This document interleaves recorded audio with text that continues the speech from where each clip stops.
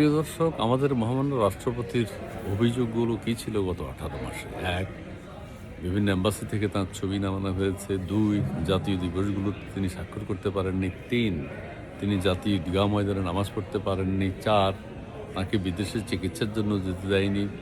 5, doctor Yunus সাহেব তাঁর সাথে সাক্ষাৎ করেননি। এগুলো তার একদম সম্পূর্ণ ব্যক্তিগত দুঃখ। রাষ্ট্রকে নিয়ে ওনার কোনো দুঃখ নেই, আওয়ামী লীগকে নিয়ে ওনার কোনো দুঃখ নেই, বঙ্গবন্ধুকে নিয়ে ওনার কোনো দুঃখ নেই। এগুলো সব ধ্বংস হয়ে গেছে, ওনার কোনো দুঃখ নেই।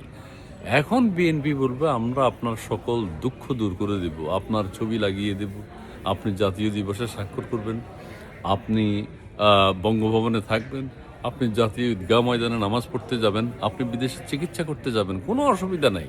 শুধুমাত্র আমরা যা বলবো, আওয়ামী লীগের বিরুদ্ধে যা লিখব তা আপনি পড়ে দেবেন। রাষ্ট্রপতি বলবে ইয়েস। আপনারা দেখতে পেয়েছেন বিগত দিনগুলোতে তিনি তাই করেছেন, আগামী দিনগুলোতেও তিনি তাই করবেন। এই হচ্ছে রাষ্ট্রপতির চরিত্র, ত্রিমুখী চরিত্র।